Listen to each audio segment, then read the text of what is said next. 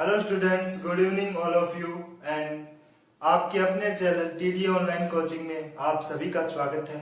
कल हमने एक टॉपिक हड़प्पा सभ्यता पर एक वीडियो बनाई थी और आज उसी का सेकंड पार्ट करने जा रहे हैं, जिसमें हम कुछ स्थल के जो इम्पोर्टेंट फैक्ट हैं जो गवर्नमेंट एग्जाम्स में पूछे जाते हैं उन पर डिस्कस करेंगे।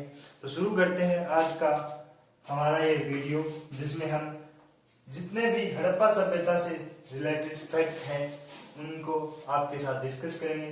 तो सबसे पहले बात करते हैं हड़प्पा स्थल पर। जो हड़प्पा स्थल है वो पाकिस्तान का एक छोटा सा गांव है। उसके नीचे जब खुदाई की गई तो एक पूरा शहर निकला, एक पूरा गांव निकला जो बसा हुआ था काफी सालों पुराना। तो उसका नाम, उस स्थल का नाम दे दिया हड़प्पा। और फिर जो ये पूरी सभ्यता निकली उसको नाम दे दिया गया हड़प्पा सभ्यता। इसमें आपको कोई कंफ्यूजन नहीं होना चाहिए। तो हड़प्पा की जो खोज हुई थी वो हुई थी 1921 के अंदर, और जो हड़प्पा की खोज की थी वो की थी D.R. साहनी ने। D.R. साहनी का पूरा मतलब है दयाराम साहनी। अब जो ये हड़प्पा है वो रावी नदी के बाएं किनारे पर है, रावी नदी के बाएं किनारे पर। और जो हड़प्पा है उसमें जो मुख्यतः चीजें निकली हैं खुदाई के अंदर वो निकली हैं। एक तो वहां एक अन्नागार मिला है। अन्नागार शायद उस समय के लोग अकाल जैसी स्थितियों में अनाज को पहले से सुरक्षित रखा करते थे ताकि अकाल जैसी स्थितियों में उसका यूज किया जा सके। यहाँ अन्नागार मिले हैं। और जो हड़प्पा में एक श्रृंगी पशु मिला है, एक श्रृंगी पशु का साक्ष्य मिला है जिसकी सिर्फ एक सींग था। और ये माना जाता है कि जो एक श्रृंगी पशु था वो ये जो लोग थे उस समय के, वो इस एक श्रृंगी पशु को पूजते थे, अपना देवता मानते थे, अपना भगवान मानते थे और इसकी पूजा किया करते थे। अब जो हड़प्पा एक चीज जो निकली है वो है कब्रिस्तान।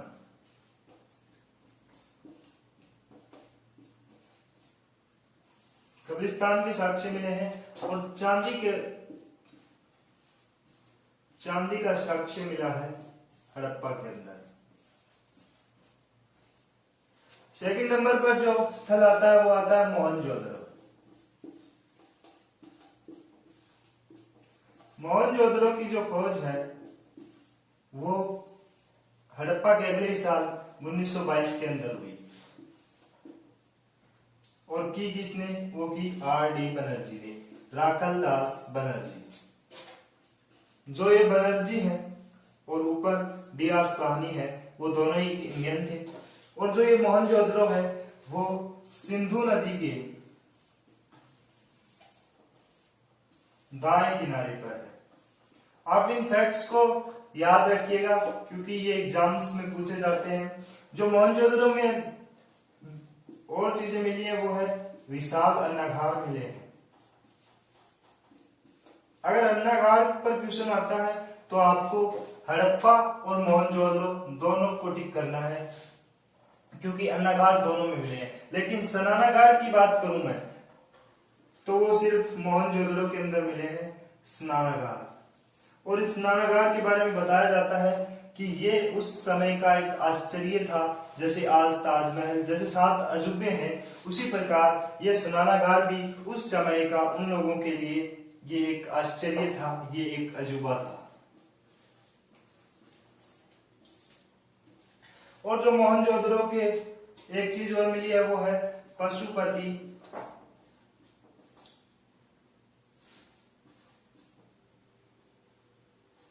पशुपतिनाथ शिव की एक मोहर मिली है जिस पर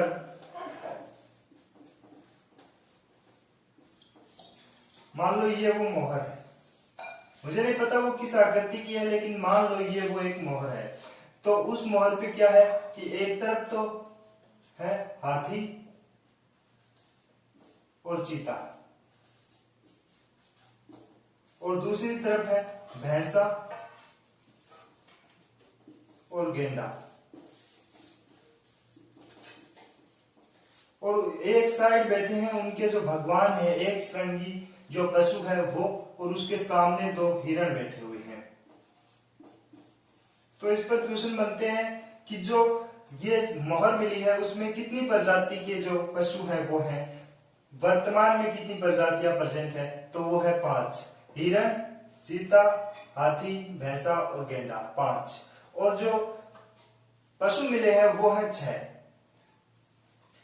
क्योंकि हिरण 2 है, प्रजाति 5 और हिरण 2 है, तो ये सीधे से हो गई 6। पशु 6 है और प्रजातियां 5 है। क्योंकि प्रेजेंट टाइम की बात करते हैं तो जो ये एक श्रृंगी पशु है वो अब नहीं है, उस समय शायद हुए थे और ये लोग उसे भगवान का दर्जा देते थे, उन्हें पूजते थे। अब जो ये लगभग मैं 8 साइट्स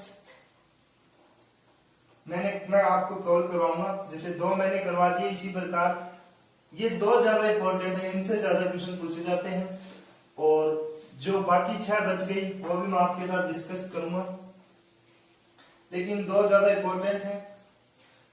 और मैं आपसे कहता हूं इन चीजों को याद करने का सिर्फ एक ही तरीका है, आप इन्हें बार बार याद पढ़ें, बार बार वीडियो को देखें, तब इनको नोट करें और इनको बार बार पढ़ें।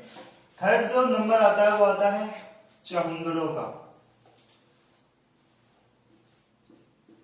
जो चहुंदड़ो है उसकी खोज की थी एन.जी. मजूमदार ने।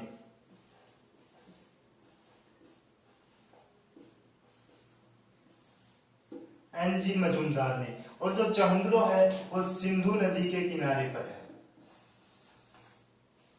सिंधु नदी के किनारे पर है। और जो चहुंदड़ो में जो विशेष चीज पाई गई है वो ये है कि जो ये चहुंदड़ो है यहाँ पर क्या है कि मनके बनाने की फैक्ट्री बोलो या कार्यशाला वो मिली है, और यहाँ पर काजल और लिपस्टिक के साक्ष्य मिले हैं, काजल और लिपस्टिक के साक्ष्य मिले हैं।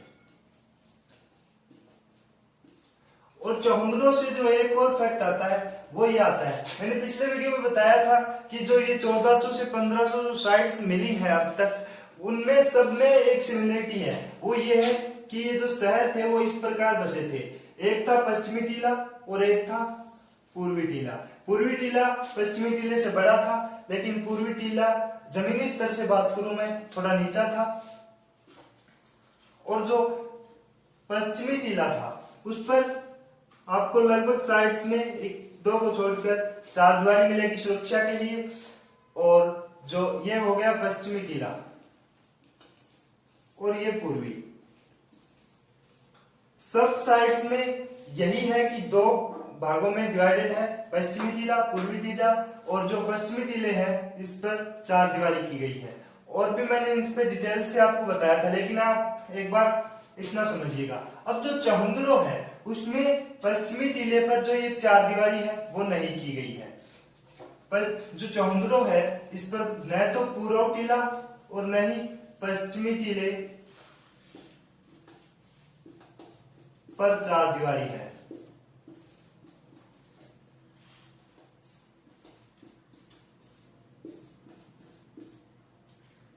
जो 4 दीवारी है वो नहीं तो पूर्वी टीले पर है और न ही पश्चिमी टीले पर है।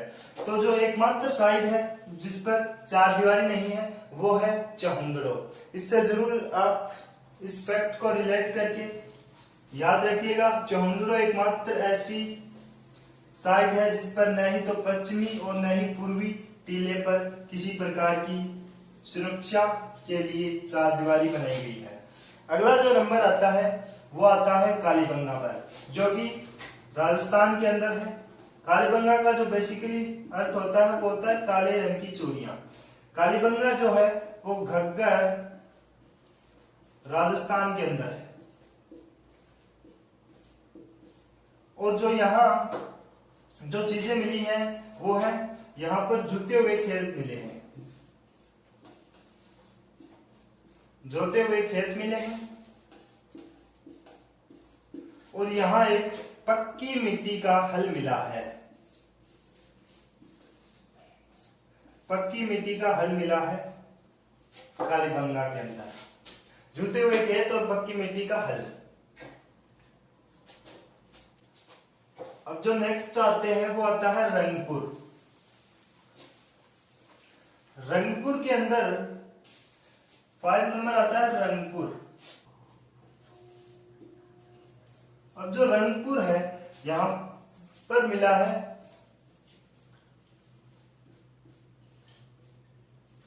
धान की भूसी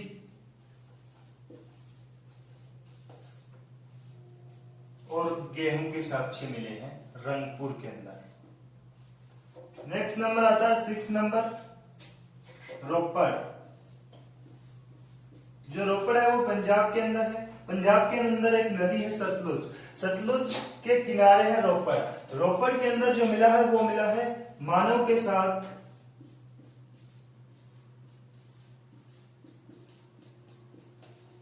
कुत्ते के अस्थि पंजर मिले हैं। मानव के साथ कुत्ते के अस्थि पंजर मिले हैं, वो मिले हैं रोपड़ के अंदर। 7 नंबर पर आता है लोथल। जो लोथल है वो है गुजरात के अंदर, और गुजरात से याद रखना है गुजरात में सबसे ज्यादा साइट्स मिली हैं। और जो लोथल है वहां मिला है चावल के साक्ष्य।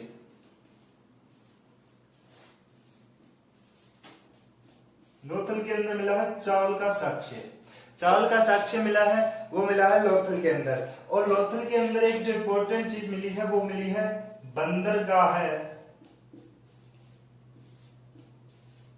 के प्रमाण। बंदरगाह का प्रमाण जो मिला है वो मिला है लोथल से। कई बार क्वेश्चन पूछा जाता है बंदरगाह का प्रमाण किस स्थल से मिला है, वो है लोथल। 8 नंबर पर आता है बनावली। जो बनावली है वहां पर मिला है एक खिलौना मिला है, जो मिट्टी का हल्का खिलौना मिला है। मिट्टी का हल्का खिलौना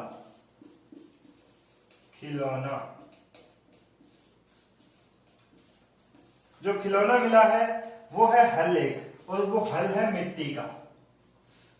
ये बात हुई इन साइड्स पर जुड़े फैक्ट की। कुछ एक फैक्ट और बचे हैं, उसके बाद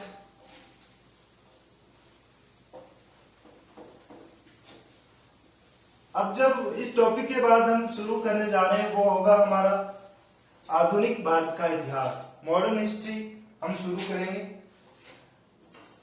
अब समझिए आप T + T = K। जो इस सभ्यता के लोग थे उन्होंने क्या किया कि जो T से यहां अर्थ है टिन, और इस T से है तांबा, और K का मतलब हो गया कांसा। कांसा को बोलते हैं ब्रॉन्ज। अब जो ये लोग थे उन्होंने टिन और तांबे को मिलाकर कांसा बना लिया। एक नई चीज निजात कर ली थी उन्होंने, टिन और तांबे को मिलाकर कांसा बना लिया था। अब जो ये लोग, मैंने कल बताया था, जो आभूषण पहनते थे वो पहनते थे सोने का, सोना पहनते थे, चांदी भी यूज करते थे, और आज मैंने बताया टिन भी यूज करते थे और तांबा भी। टिन और तांबे को मिलाकर के ये बनाते थे कांसा। अब जो सोना है वो ये लोग लाते थे अफगान और कर्नाटक से। कर्नाटक और अफगान से ये सोना लाते थे, और चांदी को ये लोग ईरान और अफगान से लाते थे। और जो टिन है वो ये लोग लाते थे मध्य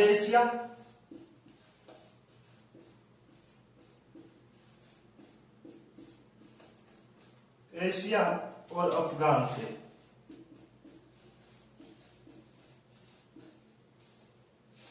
और जो तांबा है वो ये लोग लाते थे बलूचिस्तान, जो कि पाकिस्तान के अंदर है, और खेतड़ी से। इस पर कई बार क्वेश्चन बनता है। सोना लाते थे अफगान और कर्नाटक से, चांदी ईरान और अफगान से, टिन मध्य एशिया और अफगान से, और जो तांबा है वो लाते थे बलूचिस्तान और खेतरी से। अब जो नेक्स्ट एक छोटा सा कंसेप्ट और रहा है,